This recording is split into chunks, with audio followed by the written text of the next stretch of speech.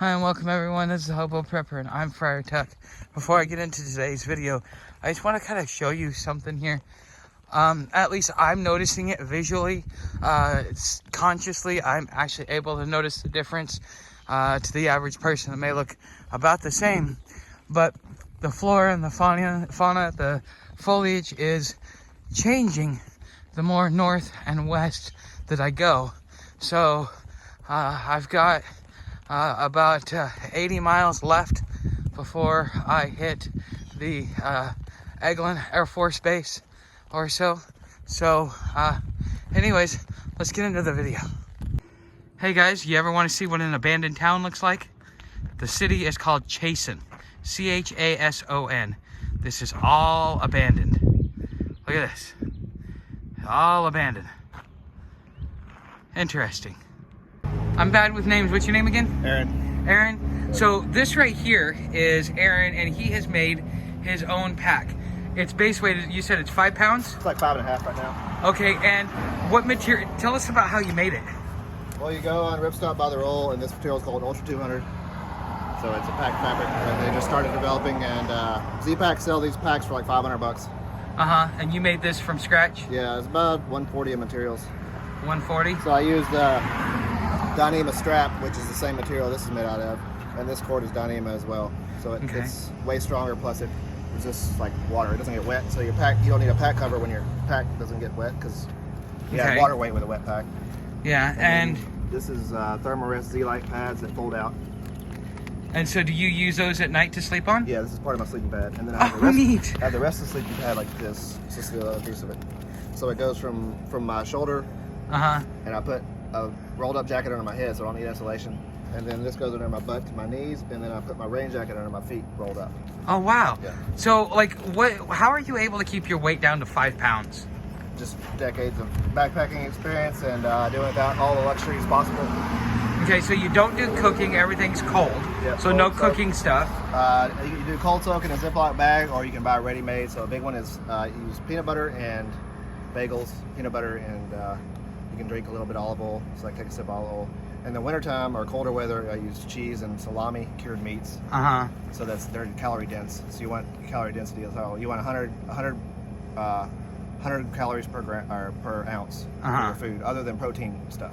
So the protein stuff can be lighter than 100, because a pack of tuna is like 2.6 ounces, and it's 80 calories or something. So your protein supply can be lower calories than that, but you want fats and carbs and stuff to be.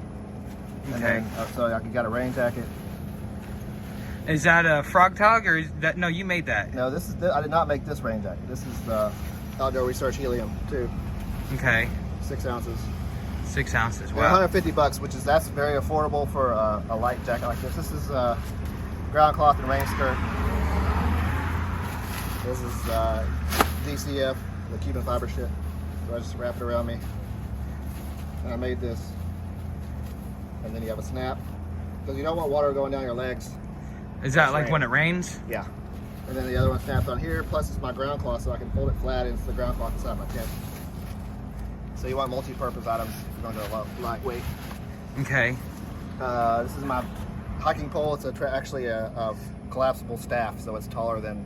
Okay. So you got longer reach for like dogs and stuff like that. Oh, okay. So like it'll come up to like here instead of a normal hiking pole, but it's sturdier than a regular hiking pole too, but it functions the same. So you got your slide locks and stuff. Okay. And I see you've got something over it to keep it from poking a hole on your back. Yeah, I just made this is 1.6 DCF fabric, double layered. Okay. So that clips on and it snaps onto this part, and it's just a little sleeve. So it's lighter than the little rubber tips they use and stuff like that. So you just. Okay. And that stays inside the bag. For road walks, obviously if I'm hiking I use it. Road walks for animals, like aggressive dogs, you want to have it out. So that's the rest of my pad, and then I have this is a dry sack that I don't ever roll the dry sack up when it's not raining, because as you roll it up, this material will start to crack. Oh, okay. So the material lasts longer if you leave it open, and so only if it's raining will I roll this thing up. That's sort of a dry sack. This is my electronics. I use a solar panel. Oh, nice. So. Yeah, solar panels seem to be like They're better now than they used to be. This is Sunny Bag Leaf Mini, and I cut it down. So I chopped off the outside of it and I sewed on Dyneema cord and it straps to the outside of my pack. I'm not using it yet because I just got my phone charged. It's just a phone, waterproof phone case. Okay. It's a pain in the ass to use, so I only use it when it's raining. And then I have on this, I have a USB-C adapter so I can use my C-to-C cord with a solar panel. Nice. Okay, and how many amps are you getting out of that? The solar panel is low, so it's only 5 watts. It's about the charging speed of around 2005. Okay. So the wall charges from about 2005, so like a So it'll take like a couple hours, 3 to 4 hours. I got a PD fast charger that's 20, so it's like 1/4 of that. So I get about 1% per minute on my phone on my wall charger. So you'd say about 20% for an hour on a phone in full good sunlight. Oh, so wow. it is way slower. It's not nearly as good as in the wall, of course. But it weighs the same as an ultralight battery pack, and I have infinite energy out of it. Wow, and that's basically all the gear that you have. I mean, other than like your tent, but you said that's just you do a tarp with your pole, right? Yeah, I can take the rest of that out. Oh, you don't. Well, you can if you want, but you don't need to. It's easy to do. This is my jacket. It's Enlightened Equipment Apex. So it's Apex insulation, which is synthetic. I don't use down because it gets wet and you're screwed. And I have a balaclava and neoprene gloves, so it's like the diving suit gloves. So they can be super thin and still keep your hands warm. Oh wow, how cold can you get in those things? I don't know yet. I haven't started using. I'm on bottom down here. And this is my quilt. It's Mountain Laurel Designs Apex, 28 degree, and it zips up. The foot box will zip up, closed, and I can use it like a blanket otherwise. Oh nice. So I don't use down because when I can have this soaking wet and it still works. Oh nice. And it's still light. That quilt's 23 ounces. And then I have a homemade sleeping bag liner. Oh wow, what'd you make it out of? That's Hyper D, 1 ounce Hyper D, 1 ounce per square yard, and it's like 2.5 ounces. Wow. And that material's cheap. It cost me like I think $15 to make it. Oh wow. And then I have my neoprene socks. Oh neat. And then I have a thong because it's lightweight. Hey, seriously. you need your skivvies, right? Well, everything is like at this level, all you see is equipment. I don't know like this is women's equipment, this is men's. Everything.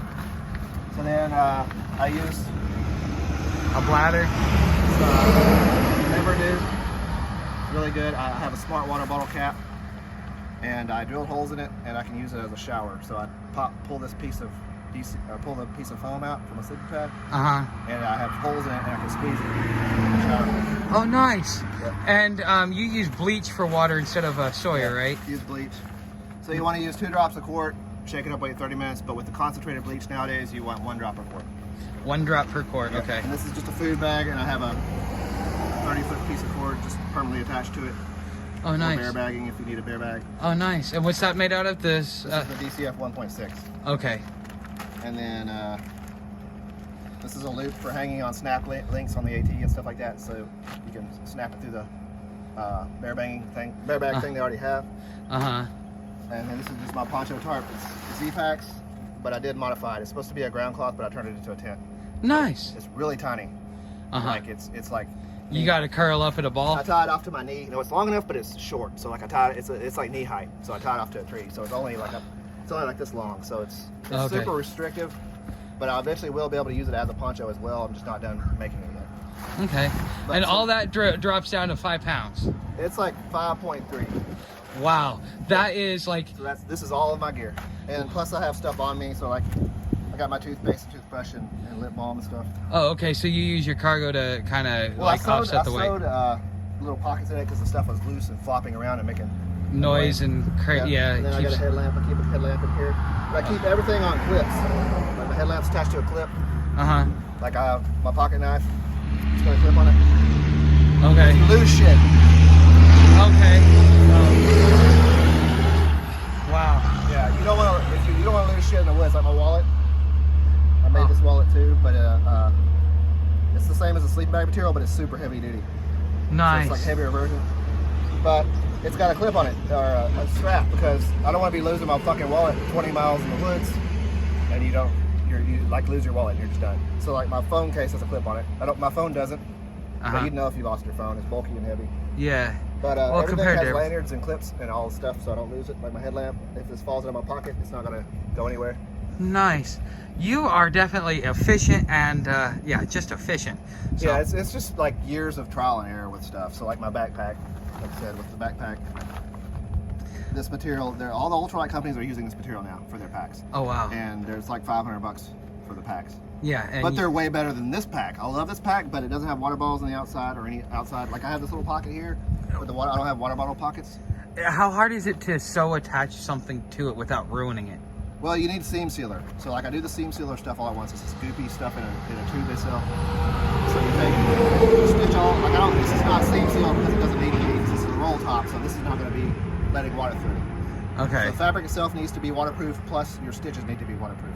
Okay. So like I have, it seems like it didn't soak in as well on this version, so this is probably not waterproof. So I use seam sealer in it. You soak it in isopropyl alcohol first to clean everything. So once you stitch through here, and then you put the seam sealer on, it takes about 8 hours to dry, so it's a pain. So you do all your seam sealing at once. Same with the outside pocket, you can see the seam sealer on there. I put it on thick and heavy to make sure. Yeah, to make sure, yeah. So this is, like, you can tell the professional packs are way better because the seam sealing, it doesn't come out like perfect. But I don't care about that for looks, it works. It's functional. So if this ever gets a hole in it, or I need to do emergency sewing on this pack later to add, say, I need to add, so this is my solar panel clip, so I clip the solar panel here and I have it tied off with these 2 cords. But if I need to add something to tie something off and I need to stab new holes in it, it won't be waterproof. Unless you seam seal it again. Yeah. Okay, perfect. Well, thank you, man, for showing us. And all right.